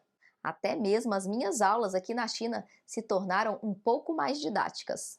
E mais importante, o feedback que eu tenho recebido de alunos e também de curiosos de plantão me diz que podemos sim motivar e incentivar através de conteúdos interessantes e do exemplo. E para quem ainda não conhece os meus canais, o nome é Bariogênese em todas as redes sociais. Ah, e ano que vem também sai livro novo, então fiquem atentos. Espero que vocês possam aproveitar o conteúdo do evento e se motivem, talvez, para seguir a carreira científica. Ou que vocês sejam o incentivo, como professores, para suas alunas e alunos, para que eles busquem o conhecimento e sejam sempre curiosos a respeito dessa realidade que nos cerca. Lembrando que a divulgação científica também é para todos. Busquem por fontes confiáveis, estudem e divulguem ciência. Quanto mais divulgadores de ciência, melhor. E para finalizar, eu gostaria de agradecer a presença de todos vocês e também aos organizadores do evento pelo convite. Estou muito feliz de mais uma vez poder estar aqui na UNB. Então é isso. Palmas à distância, né, para a coleguinha. Então, pessoal, vocês veem, né, para vocês pensarem um pouquinho nisso. Ela veio da UNB. Ela podia estar sentada aí no lugar de vocês hoje. Ser um de vocês que está sentado hoje aí. Num futuro próximo, você pode se tornar um divulgador, você pode vir a trabalhar com ciência. A gente sabe, né, que existe esse estigma, né, do problema de trabalhar com ciência hoje no Brasil. Todo cientista, principalmente a gente que está aqui na UNB, a gente ouve muito, né, os professores reclamando que falta investimento e tal. Mas é algo legal, é algo interessante, né? Senão as pessoas não optariam por esse caminho. E ver a possibilidade de você estar inserido numa universidade e após algum tempo você desenvolver o seu trabalho na área de divulgação, na área de ciência, e você hoje ser uma referência para isso, deve ser algo muito, pelo menos assim. Eu, por exemplo, no lugar da Vanessa, eu teria ficado emocionado, assim, se fosse um aluno meu fazendo uma palestra, assim, depois de muito tempo e chegando onde está, a gente fica muito orgulhoso, a gente fica muito feliz. Eu vou passar aqui. Que é a divulgação científica e qual... Deixa eu desdar o play aqui e passar o slide. Aí, pronto. Então vamos lá, agora a gente vai falar de coisas mais objetivas, né? Essa sequência de slides agora a gente vai objetivamente falar do processo de divulgação científica no que diz respeito a passar esse conteúdo, como ele deve ser modificado, transposto e filtrado para que ele chegue de maneira adequada no ouvinte, em quem está recebendo. Então vamos lá. Para que a divulgação ela seja eficaz, a gente tem que garantir algumas coisas nela. Né? Quando a gente...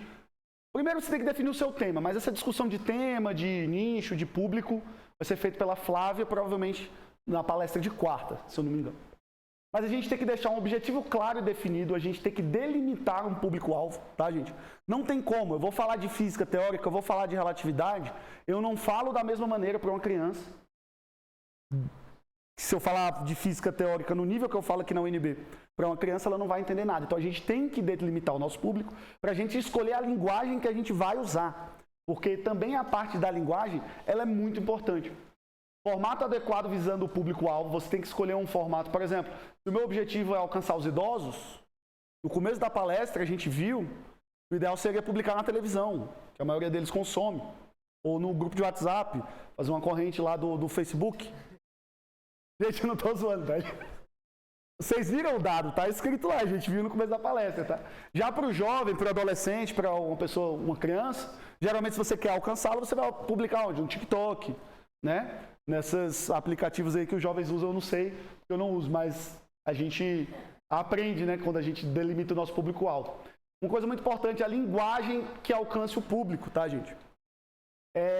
Uma coisa que isso aí já é uma evidência anedótica também minha, que eu, na minha experiência como professor há muito tempo, os estudantes, eles têm dificuldade na escola em geral, naquelas disciplinas que eles não são capazes de se habituar com a linguagem do professor. O estudante ele não é capaz de se comunicar com o professor de alguma maneira, ou seja, se o professor usa uma linguagem muito rebuscada, ele usa livros que não falam a linguagem do estudante, ele usa metodologias que dificultam a questão linguística de entendimento, o estudante em geral ele não gosta daquela matéria. Por exemplo, eu dou aula de física. Então, na escola, a maioria dos estudantes que eu via que tinham dificuldade, eles falavam, Felipe, eu gosto de você, mas eu odeio a sua matéria. Então, eles, mesmo assim, eles tentavam alguma coisa. Então, a questão da motivação e do interesse para buscar vai muito da linguagem que você usa para alcançar aquele indivíduo.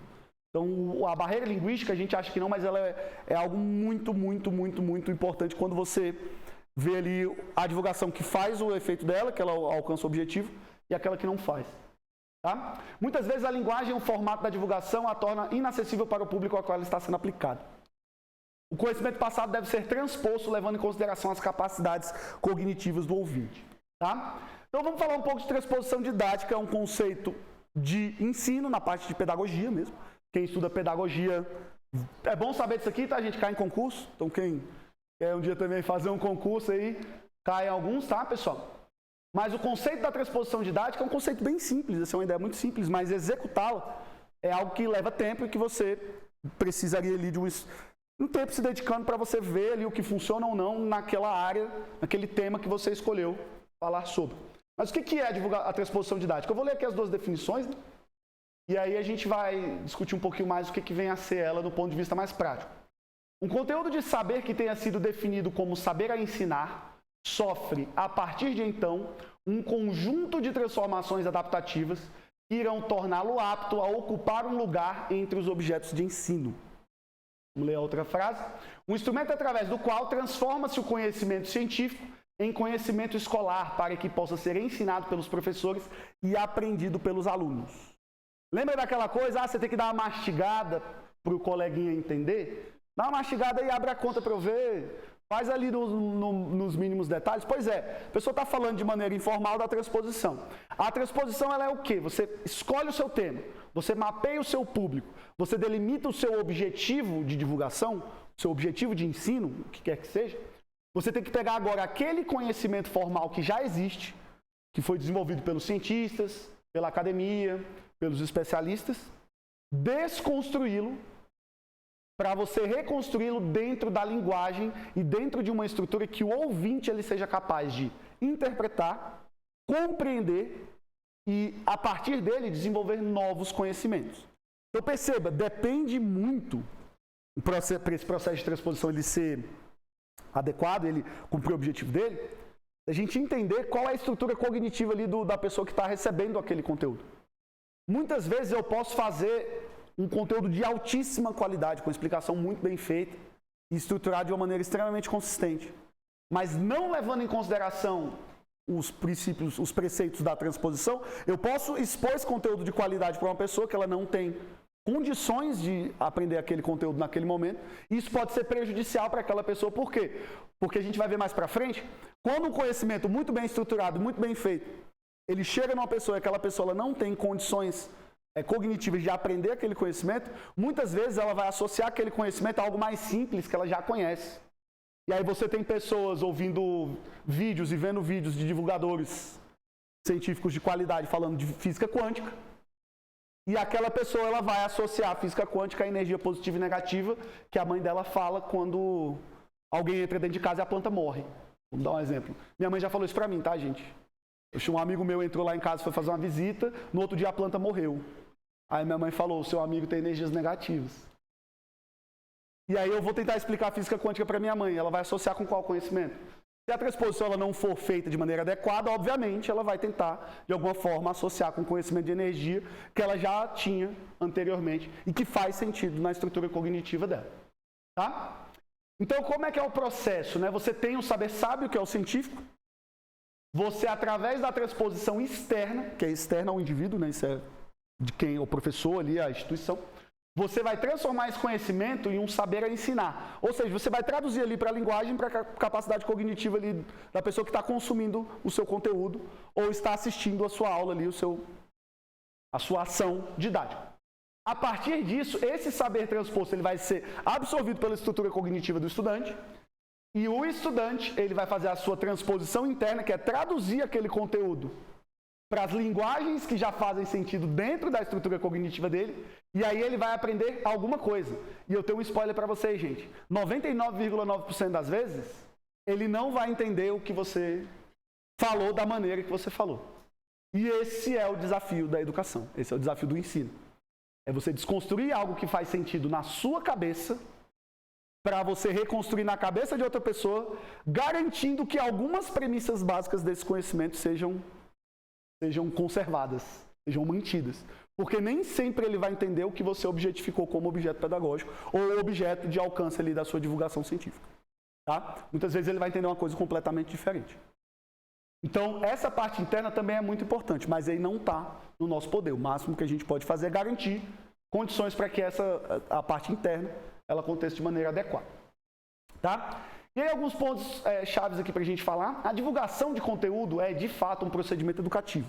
Todo mundo que faz divulgação científica e divulga qualquer tipo de conteúdo, ele está fazendo algum tipo de processo educativo. Ele está pegando um tipo de conhecimento e tentando traduzir para a estrutura cognitiva de outra pessoa. Quando o procedimento educativo não leva em consideração fatores relacionados à forma e às capacidades cognitivas do ouvinte, ele falha. Porque você não garante que o que vai chegar para o ouvinte, ele vai ter condições de entender exatamente aquilo que você quis dizer. Então, muitas vezes ele vai... Bom, ter falado da Terra plana. O terraplanista faz o experimento. Ele não tem capacidade cognitiva de interpretar aquele conhecimento de maneira correta. Ele interpreta a partir da análise dele, usando o método científico de maneira inadequada, porque ele não entende também o método, ele interpreta que a Terra é plana. Então, é uma sucessão de fatores que levam a isso. Tá? O conhecimento transmitido de forma inconsistente e incoerente é tão perigoso para o ouvinte quanto conhecimentos pseudocientíficos. Ou seja, a gente estava falando do problema da pseudociência, né? Existe, por exemplo, quem aqui já assistiu aqueles documentários de física do Discovery Channel e tal? Acho que todo mundo já viu algum, né? Eles não falavam de temas complexos, só que eles faziam uma transposição de forma a falar de temas complexos de maneira simplificada. Só que muitas vezes o ouvinte ele interpretava aquilo da maneira que ele queria. E aí, de vez em quando, principalmente professor de universidade, quem está dando aula assim num nível um pouco mais alto, se depara com algumas perguntas que você fica se questionando de onde veio essa pergunta. E são coisas que ele ouviu em alguns lugares de divulgação, mas como a transposição não foi feita de maneira adequada e a linguagem usada, ou até mesmo o tópico trabalhado para aquele público não fazer sentido, a pessoa entendeu daquela forma. E, em geral, ela repassa o conhecimento incorreto para os outros colegas e aí as coisas vão só fazendo uma cascata, né, de transmissões de informação ineficientes e a gente tem o que a gente tem hoje. Tá? Quando a divulgação científica ocorre em alguns formatos, como podcast, por exemplo, esse aqui é um caso grave, tá, gente? Vou dar um exemplo para vocês. Por que eu botei essa informação aqui? Podcast. O processo de transposição não é capaz de ser executado. Você está ao vivo lá no podcast. O cara lá do podcast faz uma pergunta, o entrevistador. E aí você vai discutir com aquela pessoa leiga a pergunta dele. Muitas vezes aquela pergunta não tem nem cabimento. E muitos divulgadores científicos que vão a podcast, eu já vi isso acontecer várias vezes, não vou citar nomes que é antiético. Eles, em vez de falar, gente, acho que esse tópico não é tão interessante e tal, mas existe isso aqui, esses canais, vocês podem pesquisar e tal, que tem informação mais aprofundada. Em vez deles falarem isso, eles preferem dar a resposta. E muitas vezes, ao falar e a dar a resposta de maneira sem fazer uma transposição adequada, eles falavam absurdos. Divulgadores científicos mesmo, profissionais. Eu cheguei teve um dia que eu fiquei revoltado que um deles falou que as pessoas não entravam dentro da cadeira. Quando você senta, né? Você sabe que tem a repulsão eletrostática dos elétrons ali, né? Eletromagnética ali das camadas de valência, ali, elas vão repelir. E tem outros fatores de compressão de onda quântica. Tem vários fatores que justificam o fato de você não entrar nos objetos, né? Um objeto ele não entrar no outro. Aí um divulgador falou que o motivo era devido à força eletroforte, força nuclear eletroforte, que era por causa disso que os objetos não penetravam uns aos outros. E aí a outra física que estava junto com ele concordou com ele, os dois concordaram juntos, porque eles não sabiam responder a pergunta do entrevistador. Ele simplesmente falou assim: eu ouvi falar que a gente nunca encosta em nada, isso é verdade? Aí eles tinham duas opções: a gente pode transpor o conhecimento, não falar disso, ou recomendar um local adequado para a pessoa buscar aquele conhecimento. Eles preferiram responder, e ao responder, e eu fui a única pessoa que foi nos comentários ali do YouTube e corrigi. Eu olhei uns 500 comentários e ninguém falou absolutamente nada. Justamente porque as pessoas não têm noção. Então, para elas, essas pessoas são os detentores do conhecimento. Então, se um divulgador chega e fala um absurdo no podcast, a pessoa vai aceitar e vai levar aquilo para a vida. Tá? E devido à amnésia de Gell-Mann, os ouvintes não conseguem relacionar a baixa qualidade do material divulgado com o próprio produtor de conteúdo, por não perceber essas nuances devido a uma falta de transposição adequada. Muitas vezes o divulgador está fazendo um trabalho ruim, não está transpondo corretamente, não está traduzindo para a linguagem do ouvinte. E aí quem consome esquece. Porque esse vídeo aqui eu achei meio ruim porque ele falou disso aqui e ele foi meio ruim. Mas nos outros vídeos ele aceita normalmente, como se nada tivesse acontecido.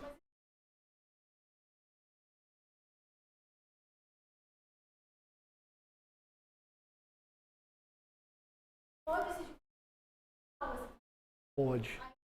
Mas o ponto-chave, Vanessa, é a desconstrução. Ele é o momento dele... Ele desconstruir o conteúdo e traduzir. Não, de fato, você falou que muitas vezes eles transmitem de maneira incorreta. Sim. Não sabe? Exatamente. Sim. Isso é muito problemático, gente. A gente acha que não, mas é só o que tem em divulgação, principalmente podcast. Assim, eu recomendo que vocês consumam. Não sei, quem é que consome podcast? Assiste de vez em quando. Assistam com cuidado, tá, gente? Assistam com, do inglês, um grão de sal, né? Grain of salt. Assiste com um pezinho atrás, tá? Porque tem muita informação incorreta sendo transmitida, tá? Então, o processo de transposição, como ele funciona? A gente mapeia as fontes do tópico que será tratado. Você vai tirar do livro? Você vai tirar de outro vídeo, de outro divulgador? Vai tirar direto do artigo?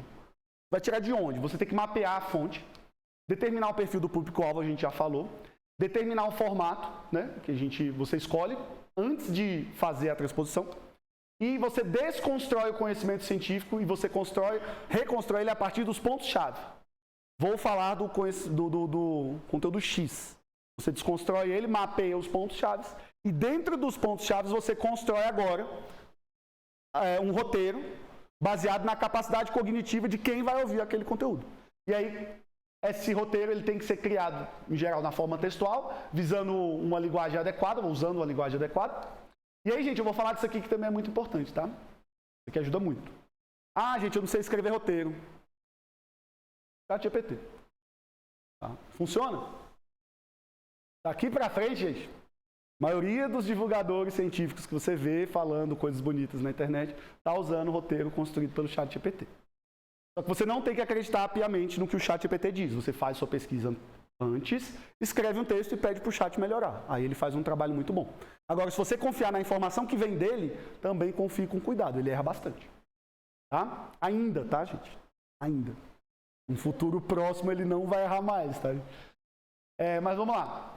Organização do conhecimento é ensinar em partes que cumprem os objetivos. Aí você reorganiza tudo isso a partir do roteiro, né? E faz uma edição do que você vai falar em tópicos, né? Eu vou falar isso primeiro, depois isso, faz a edição. Não sei se vocês prestaram atenção no vídeo da coleguinha que a gente acabou de passar. Tem vários cortes, né? Todo momento tinha um cortezinho. Até para deixar o vídeo mais fluido, né? Quem é profissional e sabe fazer isso muito bem, corta no lugar certo, bota bonitinho, o vídeo fica fluido, fica ali numa cadência boa, numa velocidade boa, com uma linguagem adequada. Pô, eu falei uma besteira. Corta aquele pedaço, grava de novo apenas aquele pedaço e recorta. E aí nisso você organiza o que é dito a partir do roteiro, faz os ajustes finais e divulga. Né? Em geral, o procedimento de transposição passa por isso. Mas o primeiro passo é você definir as referências que você vai usar, transpor o conhecimento e escrever um roteiro que visa a capacidade cognitiva do ouvinte. Esse é o ponto-chave que a gente vai trazer hoje para a gente fazer essa discussão hoje. Tá? Filtragem de conteúdo, e aí a gente entra no ponto que a própria Vanessa falou e a gente finaliza que já está acabando aqui a palestra. Tá? Então, dentro de determinado conteúdo, existem informações que não necessariamente são positivas para serem inseridas no objeto de divulgação. A gente vai ver um exemplo. Por mais que o que você queira divulgar seja importante, aquela informação está correta e você tem uma boa fonte, ela não deveria estar lá. Aquela informação, existem informações que elas têm que ser filtradas. Porque aquele público, em geral, ele vai interpretar aquela informação de maneira incorreta. A gente vai ver um exemplo daqui a pouco. Se a divulgação for de natureza para extrapares, não há sentido em utilizar uma linguagem puramente técnica. Filtrar a linguagem técnica sempre que você puder. A não ser que naquele vídeo a parte técnica faça uma diferença na compreensão de quem está consumindo a divulgação ou o material, não faz muito sentido usar a linguagem puramente técnica. Sempre se perguntar também se o receptor ele possui os pré-requisitos para compreender o conteúdo da forma que ele será apresentado. Uma vez que você montou, sempre vale se perguntar, ele tem condições? E, em cima disso, você faz a filtragem. O processo de filtragem é justamente a adaptação e a remoção de conteúdo que está além da capacidade cognitiva e dos pré-requisitos do receptor, mesmo que esse material seja de boa qualidade e transmita corretamente o conteúdo de interesse. Quando o conteúdo ele é super simplificado, existe ainda a possibilidade do receptor utilizar recursos que estão presentes em sua estrutura cognitiva para interpretar o material de maneira incorreta, gerando desinformação, por mais que o divulgador tenha feito um bom trabalho em transpor e traduzir os conceitos para a linguagem do ouvinte. Então não basta apenas fazer a transposição. Você precisa fazer a transposição e escolher exatamente o conteúdo, filtrá-lo, para que aquele conteúdo ele tenha condição de ser absorvido na estrutura cognitiva do estudante. Tá? E aí, para a gente finalizar aqui a palestra de hoje, a gente vai ver um exemplo. Voltamos no negócio do Yin Yang, né? Gente, a primeira vez que eu vi essa notícia, eu fiquei em choque. Eu falei, velho, de onde a galera tirou isso, sabe? E eu fiquei um tempo até eu ir atrás do artigo. Aí eu vi um vídeo de 2 divulgadores que eu confio, que são muito bons. E aí eu entendi qual foi a confusão dos meios de imprensa. E a gente vai entender agora. Então, olha a notícia. Em Yin Yang aparece um novo método de visualização de emaranhamento quântico. Só lendo a notícia, que é o que 70% das pessoas fazem, tá? 70% das pessoas lê só a chamada. Tipo, só a chamada. E não lê o resto do material, em geral. Principalmente divulgação científica. Estava no dado daquela revista lá dos jovens, tá? 70% dos jovens, mais ou menos, ali, eles veem a chamada, nossa, que legal, e não vai ver o que está acontecendo.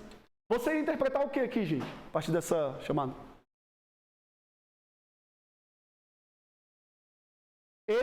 Parece que eles visualizaram esse negócio aqui que eu não sei o que é. Né? Tá, então é alguma coisa que eles estão vendo. E apareceu um Yin Yang. Aquele símbolo lá do budismo, né? Do budismo, né? Tá, vamos ver a notícia. E aí eu peguei alguns trechos da notícia e botei aqui.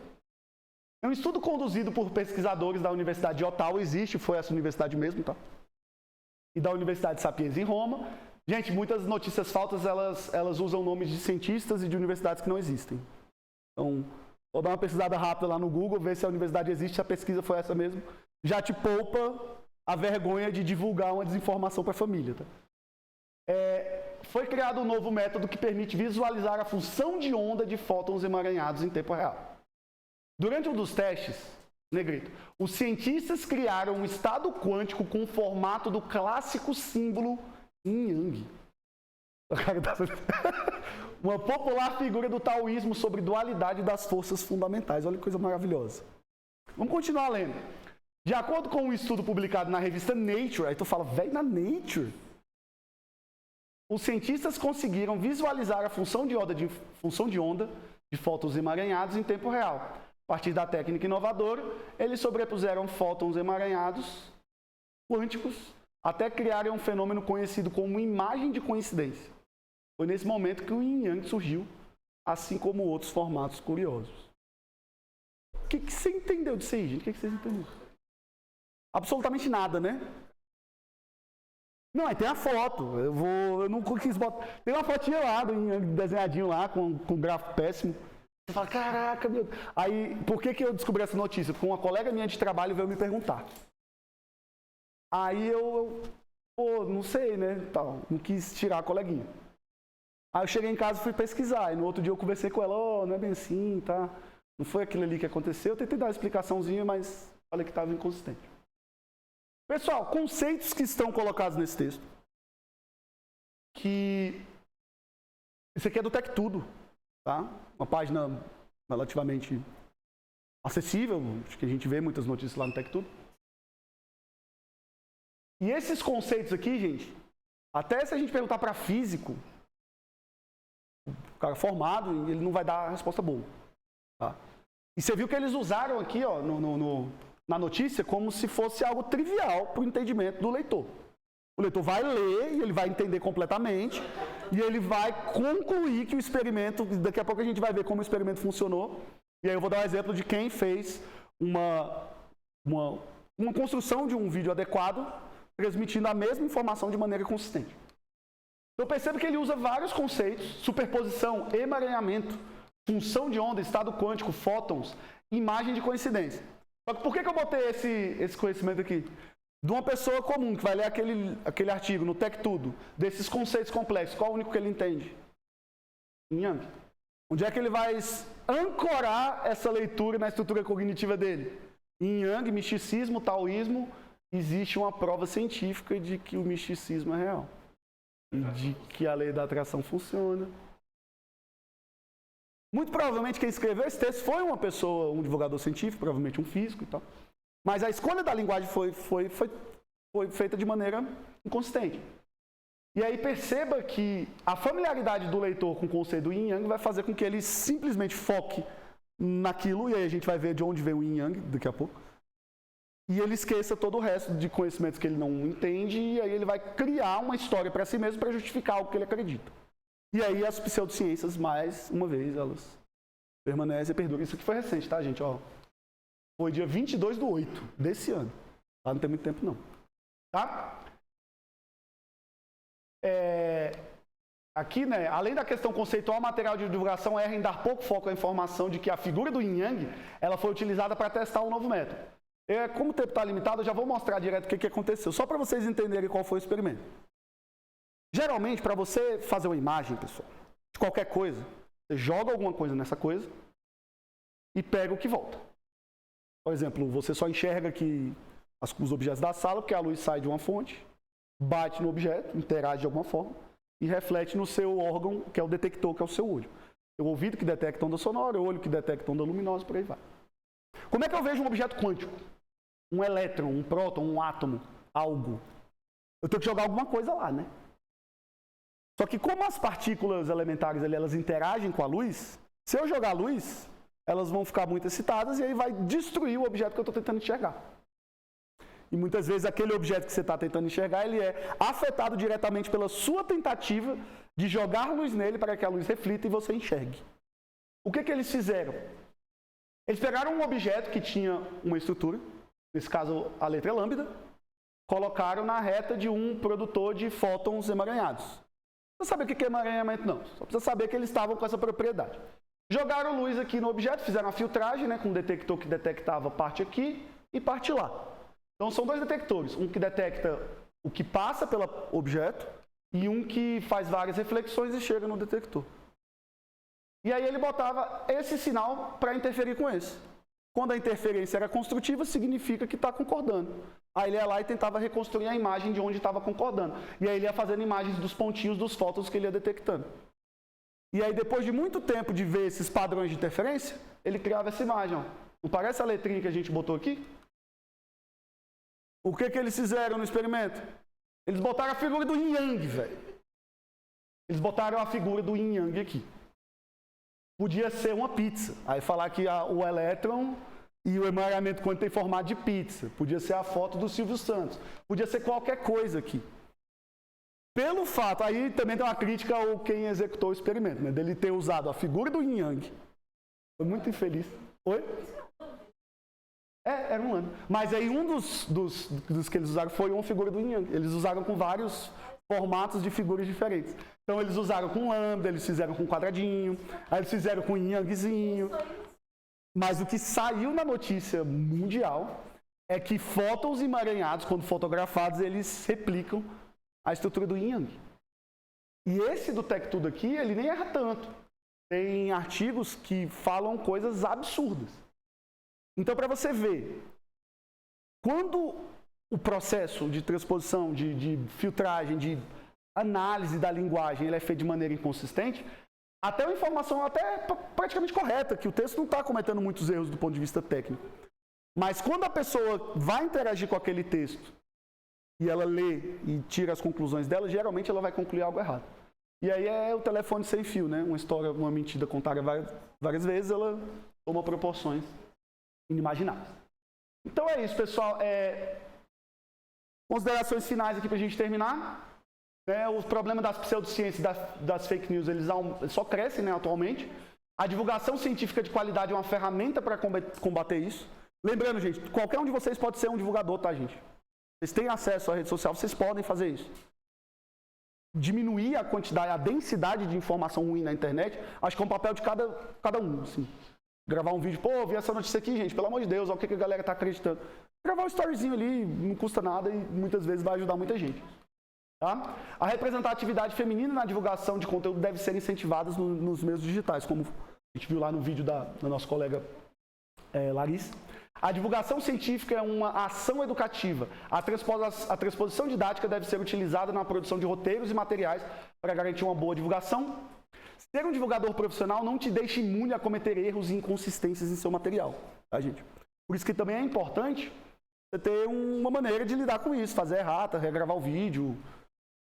Uma coisa também que eu sinto que falta muito hoje em divulgadores, eles admitirem que cometeram algum erro. E não tem mal nenhum nisso, tá, gente? Todo mundo erra. A filtragem de conteúdo evita que as pessoas interpretem de forma incorreta os conteúdos nos quais elas não possuem pré-requisitos para compreender e pontuar detalhadamente os processos. Com uma linguagem acessível, utilizando imagens e figuras, pode ajudar a diminuir a probabilidade de que seja gerada uma interpretação incorreta. Tá? Então, essa é a primeira palestra. Na palestra de amanhã, a gente vai ter a parte psicológica, a parte da Suzane, ela está ali, a coleguinha. Na quarta e na quinta vai ser a parte mais técnica, produção de conteúdo, monetização, métrica, análise de trending, toda a parte técnica da produção de conteúdo. E na sexta-feira, vai ser com o nosso colega Thales, que está aqui também, vai ser a parte de produção de cursos online também, produção de conteúdo digital. Então, essa é só a primeira de várias palestras. Espero que vocês venham nas próximas palestras. Tá? Agradeço a presença de todos, espero que tenha sido construtivo. E amanhã tem mais, eu estou aqui acompanhando a palestra dos outros colegas. Obrigado. Valeu.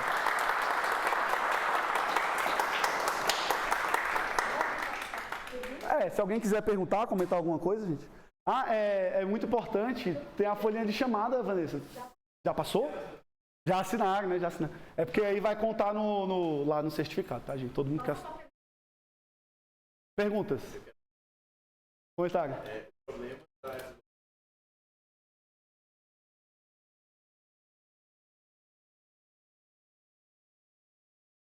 não lembro.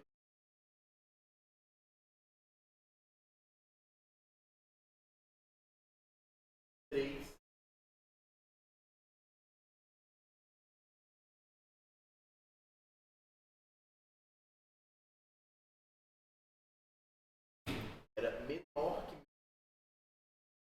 É muito pequeno, gente. É uma coisa interessante que está mudando, tá, gente? A gente vê uma melhora, está acontecendo uma melhora. Inclusive, né, Vanessa, estão entrando mais meninas na física ultimamente, né? Está aumentando, né? Uma evolução, mas poderia ser muito melhor. E tem muitos projetos aqui na UNB, e ainda existe o projeto dali lá.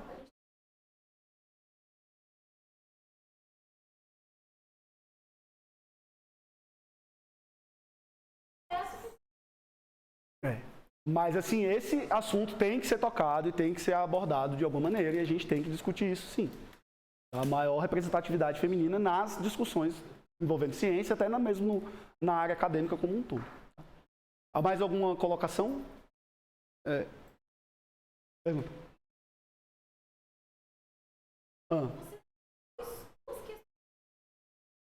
Mas elas estão todas...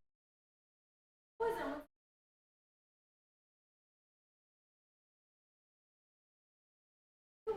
E eu fiz sem filtragem também. Assim, a fonte pode ser... Só que acontece isso, acabou. É uma fonte que a gente já sabe que é uma fonte é uma coisa que é errada, que...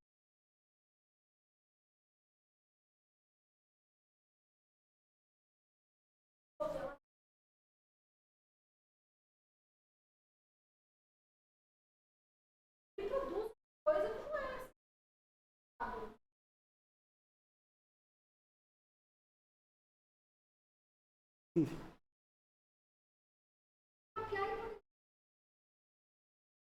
Mas aí a proposta central é a gente entender também um ponto, né, que é o ponto central da proposta. Como a gente diminui esse problema? Hoje ele tem uma concentração muito alta de conteúdo ruim na internet. Estou nem falando de pseudociência especificamente, mas conteúdo de qualidade baixa. A gente pode diminuir esse problema aumentando a densidade e a quantidade de materiais de boa qualidade.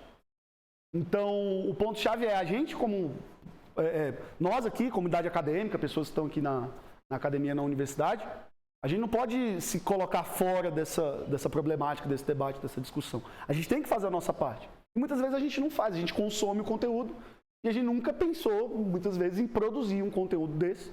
Até mesmo em coisas que a gente tenha condições de falar, não precisa ser um tema ultra complexo de física teórica, não. Pode ser um tema que a gente tenha capacidade de falar e muitas vezes o conteúdo sobre aquele tema que está disponível nas mídias e nos meios de acesso aí das pessoas, geralmente é ruim porque ninguém quer fazer isso. É aquela questão básica, né? Por exemplo, eu odeio política, mas você odiando política, haverão pessoas que vão atrás da política e se você não vai lá para a política fazer o bem, fazer coisas boas, fazer a diferença, outras pessoas vão entrar lá e fazer coisas ruins. É a mesma coisa aqui. Não? Na academia a gente tem que falar para os pares que a gente está Isso. Esse é o da extensão. A extensão é da... Porque mais importante dos outros. E aí a universidade ela fica alienada do meio que ela está inserida. Vou dar um exemplo só para vocês verem assim, como é que a universidade está alienada. Só dar um exemplo assim, até Vanessa, pode roubar essa ideia, eu deixo, só me cita lá depois. Está tendo um problema muito grave no novo ensino médio nas escolas públicas, no que diz respeito a professores, para dar uma matéria chamada Projeto Interventivo, que é uma disciplina que o menino ficou de recuperação no semestre passado, aí ele recupera no decorrer do semestre na carga horária. Em vez de ser dependência, em vez de você jogar para o ano que vem, passar um trabalhinho lá e o menino não fazer nada, você já trabalha ali a dificuldade dele naquele ano, numa disciplina específica no novo ensino médio, uma recuperação. Né? E não tem gente, não tem pessoas, não tem capital humano para dar essa aula, né? Lá na rede pública. Ao mesmo tempo, o espaço físico das escolas públicas ela é um espaço físico ocioso à noite. Escola pública à noite não funciona mais. E o estudante que estuda de dia, geralmente ele trabalha de dia, estuda num turno, trabalha no outro, e à noite ele está livre. Por que a gente não puxa, sei lá, um monitor da UNB com um projeto desse de divulgação científica para trabalhar com os meninos na escola pública, num contraturno que serve como extensão para o aluno da universidade, como formação adequada para o aluno da escola pública e ainda usa um espaço físico ocioso do Estado que está sendo pago com o nosso dinheiro. As pessoas pensam essas coisas? Pensam. Só que quem pensa se abstém de levar em frente e aí morre a ideia. Então, o que falta é pessoas para agirem, terem ideias e levarem em frente. E assim, eu falei de um problema endêmico aí, que a educação pública é um problema grave já há décadas. Mas, assim, coisas pequenas, em áreas específicas do conhecimento humano, a gente pode também ter parte nisso e aumentar a quantidade de conteúdo bom disponível na internet se a gente fizer uma divulgação de maneira adequada. Então, essa era a ideia da palestra de hoje. Agradeço aí a todos. Então é isso, pessoal. Valeu, gente. Até amanhã para quem estiver aí. E o certificado vai chegar por e-mail, né, Vanessa? Eu não sei. Ah, você tem que entrar no cigarro e tirar lá, tá? Eu vou dar ok em todo mundo que tá na chamada. Obrigado, gente. Deixa eu finalizar aqui. Pera.